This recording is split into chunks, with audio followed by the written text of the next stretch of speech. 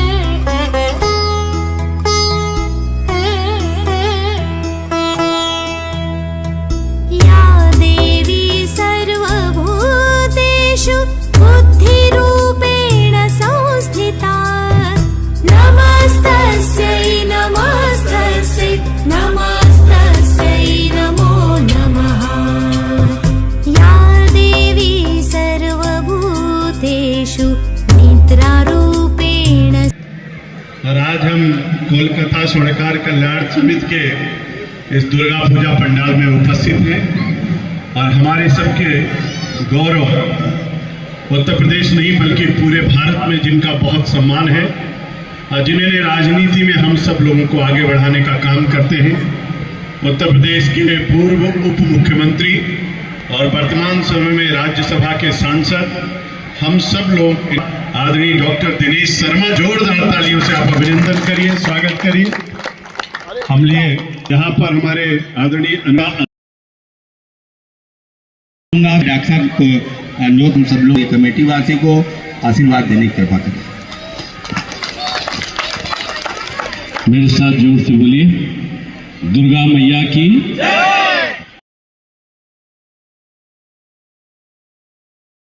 हम सब लोग हर साल यहाँ पर दुर्गा माँ का आराधन करने के लिए आते हैं। इसके पहले जो नवरात्र शुरू होता है उसके पहले 15 दिन का पितर पक्ष होता है और हम सब जानते हैं कि पितर पक्ष में ये मान्यता हिंदू धर्म में है कि जो हमारे माता पिता, हमारे पूर्वज, हमारे बाबा दादी जो लोग होते हैं जो अब इस संसार में नहीं है, कहते हैं पितर जो है हमारे इस पृथ्वी पर 15 दिन के लिए उतरते हैं और वो देखते हैं कि उनकी संतानें उनका ख्याल रखती है, स्मरण रखती है कि नहीं रखती। कभी कभी आप लोगों ने पंडित जी लोगों से सुना होगा कि कहते हैं आपको पितृदोष लग गया, यानी कोई कठिनाई संकट आने लगता है तो कहते हैं पितृदोष लगा है। इसका मतलब ये होता है कि आपने पितरों का सम्मान नहीं किया है, इसलिए आपका अहित हो रहा है। और उस पितर पक्ष में हम लोग जिस तिथि में हमारे पूर्वजों का जो जाना होता है उस तिथि में हम लोग उनका श्राद्ध कर्म करते हैं और 15 दिन कुछ नहीं खरीदते, कुछ नहीं अच्छे काम करते, लेकिन 15 दिन बीतने के बाद जो नवरात्र का प्रारब्ध होता है उससे में हम लोग माँ दुर्गा के 9 रूपों का आराधन करते हैं और अलग अलग रूप में पैदा होने से लेकर और एक अंतिम सीमा तक पहुंचे तक का उस शक्ति स्वरूपा माँ का जो स्वरूप है वहां तक का उनका दर्शन, उनका अलग अलग स्वरूपों में पूजा अर्चन का सौभाग्य हमें नवरात्रि में मिलता है। कहते हैं कि नवरात्रि इसलिए भी महत्वपूर्ण है, अगर आप विज्ञान के आधार पर देखो तो एक बरसात आती है, बरसात में संचारी रोग हो जाते हैं बरसात का मौसम, और नवरात्र में उपवास रखने का जो क्रम है वो भगवान की श्रद्धा के लिए भी है। लेकिन अगर दूसरी तरफ आप देखो तो 9 दिन जो उपवास रहते थे तो आज जैसे डेंगू फैल रहा, मलेरिया फैल रही है, तमाम संचारी रोग हो रहे हैं, उपवास रखने से वो रोग अपने आप नहीं हुआ करते थे।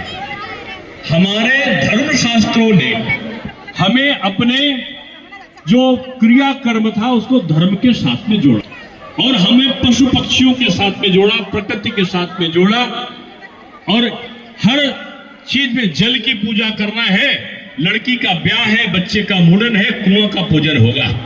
छठ आएगी, तालाब में, नदी में जाकर हम लोग सूर्य को अर्घ्य देंगे। ये सारी प्रक्रियाएं हमारी होती थी। हम भगवान का पूजन करते। मैं कल एक कार्यक्रम में गया था, उन्होंने मुझसे प्रश्न किया कि भगवान तो बहुत सारे हैं। हमने कहा नहीं, भगवान तो एक ही है, उनके स्वरूप अलग अलग हैं। आप किसी भी स्वरूप का पूजन करोगे तो उसी भगवान को, वो पूजन का फल उसी भगवान से मिलेगा जो एक परम ब्रह्म है। कहते ये है कि भगवान का पहला अक्षर होता है भा। भा से मतलब है भूमि, और दूसरा अक्षर है गा। गा से मतलब है गगन यानी आकाश, और वा तीसरा, भगवान में तीसरा आता है वा। वा से मतलब वायु, और आखिरी है ना। ना से मतलब नीर यानी जल। तो जल, वायु और आकाश और पृथ्वी, इनका जो सम्मिश्रण है वही भगवान है। ये है कि भगवान भोले बाबा भी जो आदि शक्ति स्वरूपा दुर्गा मां है, उनका कहना मानते हैं। और आदि शक्ति का जो रौद्र रूप है, उससे तीनों ब्रह्मांड जो है वो कांपता है। तीनों ब्रह्मांड उनका सम्मान करता है। तो ये 9 दिन में 9 रूपों में हम लोग अपने देवी माँ का आराधन, और देवी माँ के आराधन के साथ साथ हम लोग कहते हैं ना भगवान कई प्रकार के।